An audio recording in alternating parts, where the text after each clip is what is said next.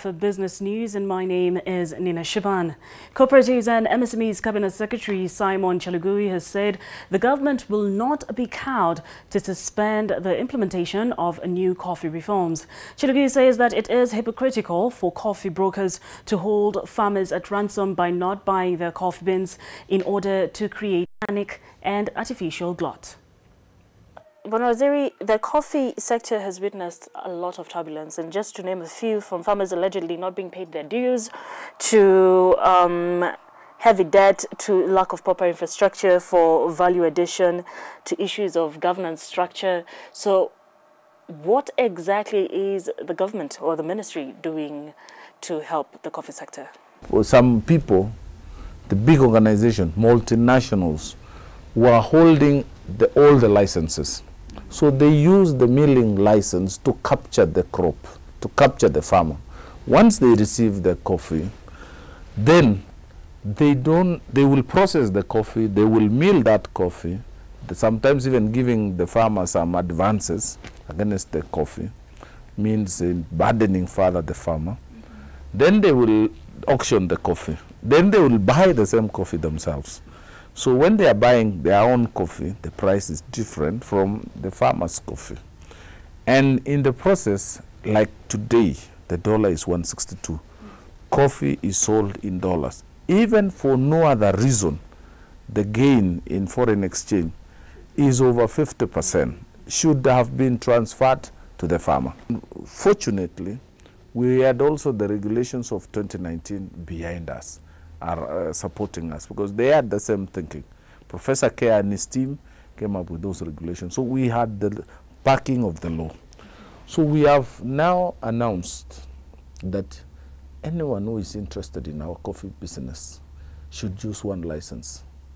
You want to be a miller, remain a miller. You want to be a buyer or marketer, choose one license. You cannot do it all. You cannot do it all.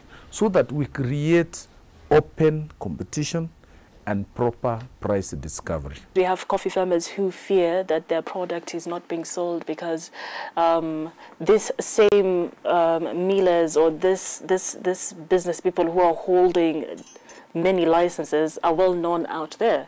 So their fear is their coffee is not being bought for that particular reason.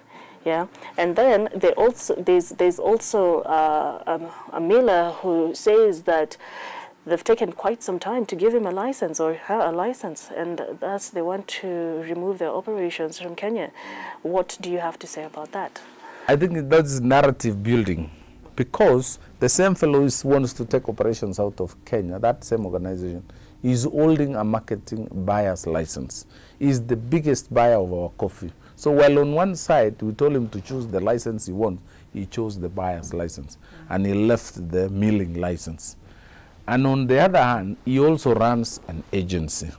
So already this fellow is holding 3 licenses and he's the most active. So it's not right for him to say, Kenya is not conducive of business, I'm closing down, and yet he's actively participating at our Nairobi Coffee Exchange. I have the records, I have the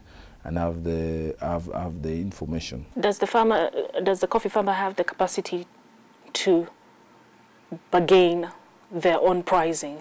We are bringing in now professional marketers.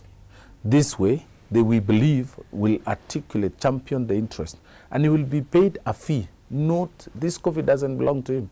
If coffee is sold for 400, he will give the farmer the value 400. It is not his coffee. So, but before, the farmer had no opportunity to tell who bought the coffee, how much, and whether they were paid in dollars or pounds. He had no idea. This time round, the farmer knows. Then we went further and introduced something called DSS, Direct Sales Settlement, at the Nairobi Coffee Exchange. We also introduced Capital Markets Authority to supervise these people.